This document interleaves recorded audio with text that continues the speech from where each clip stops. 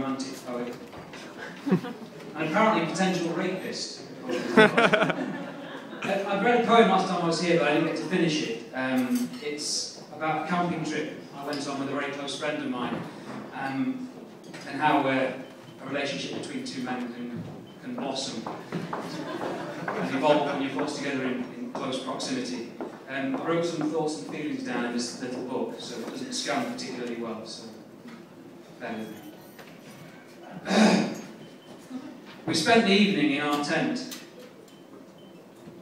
strumming an old guitar, sipping on some whiskey that I'd stashed inside the car. He started fingering my chords, whilst I just sat there humming, and we gazed into each other's eyes and spent the evening bumming.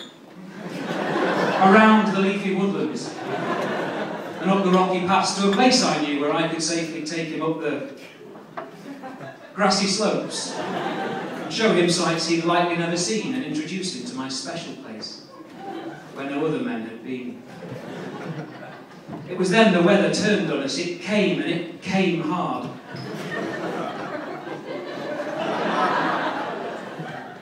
But we ran back laughing hand in hand in total disregard.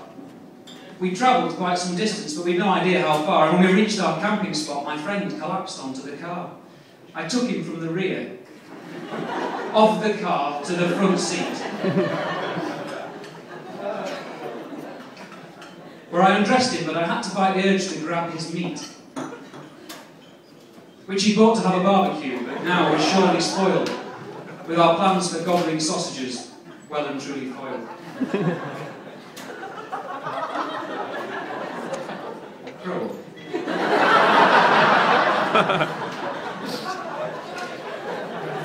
We huddled in our tent for warmth. After all, it was November, and by the dim light of my lantern I could see his glistening member, chip card from his local gym,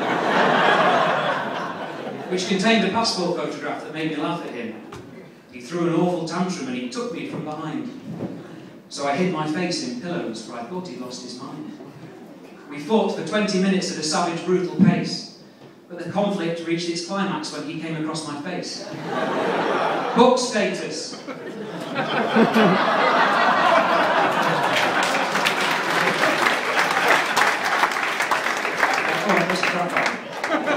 Where I'd called him some quite unpleasant names. He was hurt and he was wounded. I was pale and sick with shame. We talked for many hours, made our peace, enjoyed the crack. And the fun and games continued as I came across his back. Gammon travel set, which was on the parcel shelf. I played with him for hours, and I just played with myself. When I awoke, he was erect, which is awkward in a tent. But when I looked at him more closely, I suspected he was bent.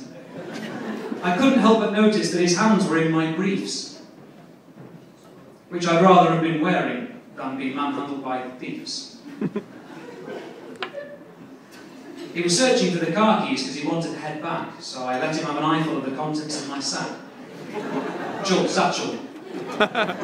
We spent the morning chatting, best of friends and bosom brothers, and without breakfast we spent a moment sucking on each other's sweets, because he bought mints and I procured myself some toffees, and we sat in silence munching them and slurping on our coffees.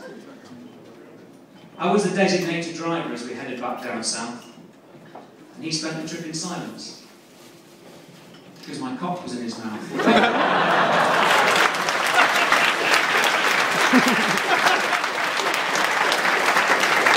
So we did that. Right, this next poem is about the act of love-making. And how a physical act can serve to deepen and cement an almost spiritual bond. It's called Lessons in Posh Fingering. What I'm about to tell you is a secret no one knows about a discipline so dangerous, reserved only for those that are deemed worthy of its powers, so most men need not apply. As few will ever master the Venus butterfly. Now, for the Venus butterfly, you'll need a firm yet dexterous hand if you wish the act of foreplay to pan out as we've got planned, because let's face it, foreplay's boring. Merely groundwork preparation, a precursor to the only thing that matters. penetration. I don't know why I keep looking at you, I'm sorry. But the trick's to get her fired up and minimise the wait, to play the intimacy card but speed up all that shit you hate. You see, the butterfly combines the greatest sexual tricks in one, thereby cutting down the time it takes to get the whole job done. Now, the butterfly requires the action of 3 of your fingers, whilst the thumb remains immobile and the ring finger just lingers in the perineal area that separates her plumbing. You know, the bit designed for babies and the bit designed for...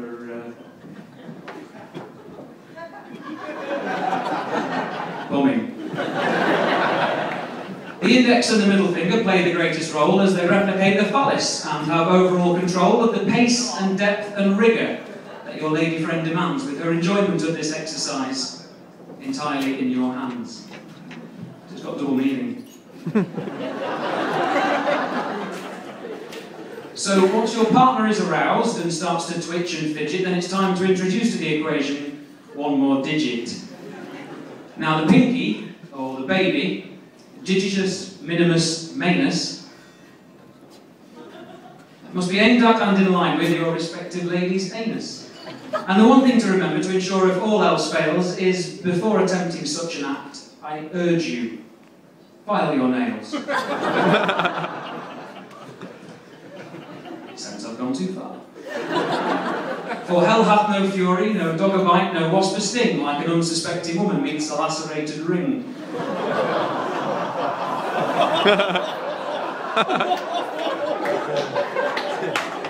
It's good, isn't it? A bit of culture. After all, not only is a poorly maintained digit rude, but a badly injured sphincter tends to devastate the mood. So with 2 fingers in the obvious and 1 inside the bum, you'll be surprised to see the clitoris, supported by the thumb.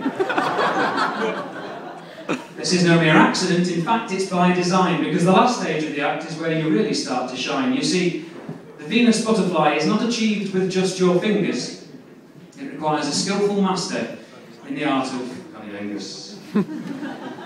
So with one hand devoted to internal exploration and the tongue being kept busy by clitoral stimulation means one hand is left redundant with no vital role to fit. So why not take advantage,